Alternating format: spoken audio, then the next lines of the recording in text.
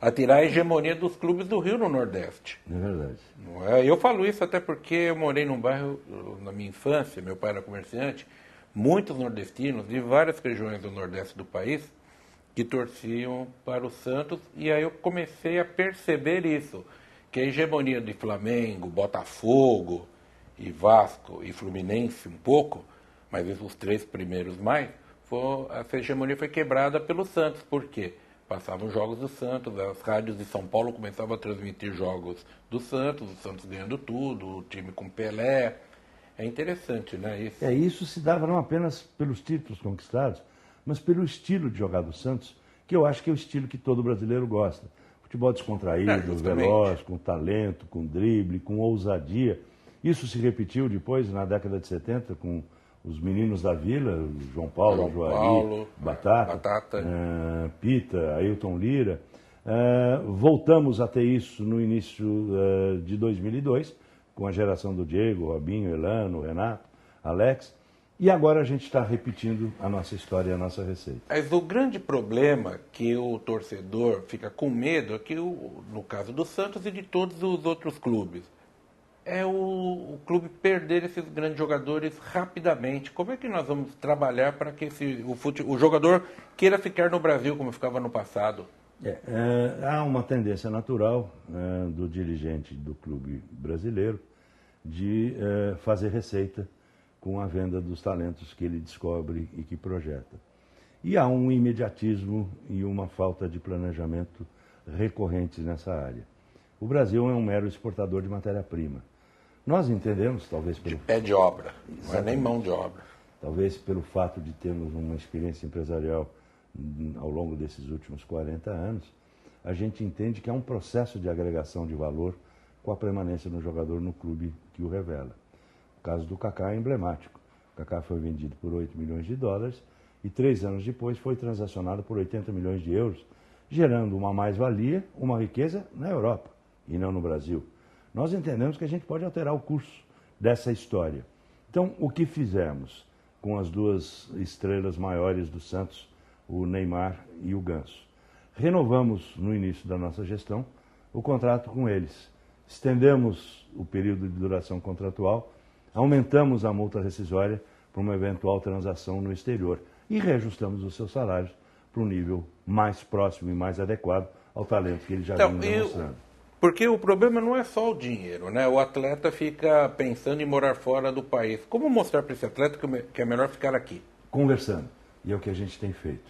Há um contrato estabelecido, há uma cláusula de saída, não existe a escravidão mais no futebol, a lei do passe já está superada e faz parte dos subterrâneos da nossa história, e é um contrato de duas partes.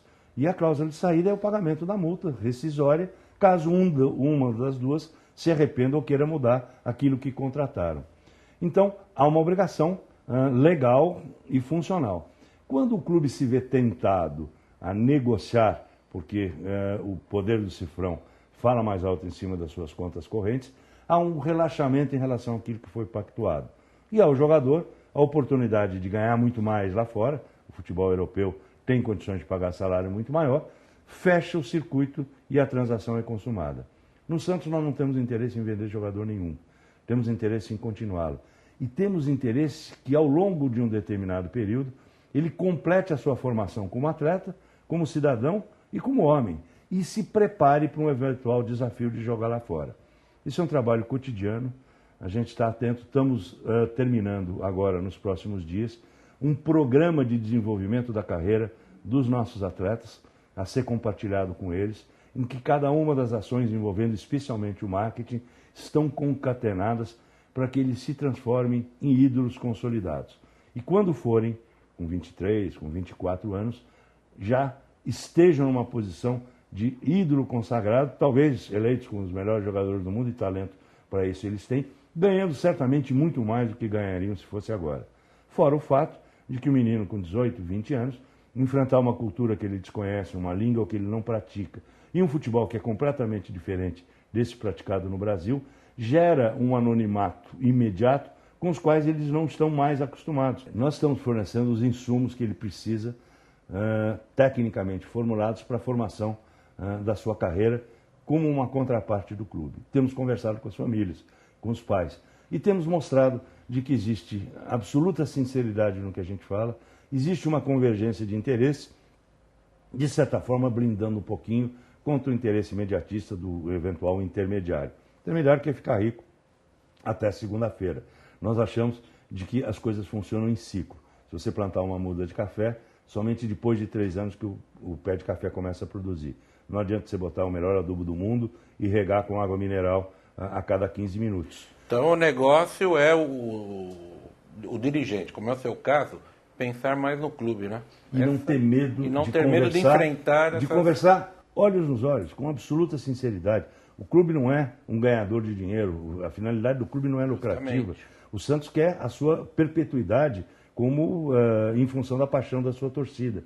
E isso a gente consegue transmitir, mostrar aos responsáveis pelos jogadores que os interesses não são divergentes, mas sim convergentes. Tá bom, Lauro, muito obrigado por você dispor aí do seu tempo aqui para o nosso programa e boa sorte para você, que você continue nesse caminho, porque vai servir de exemplo para os outros clubes.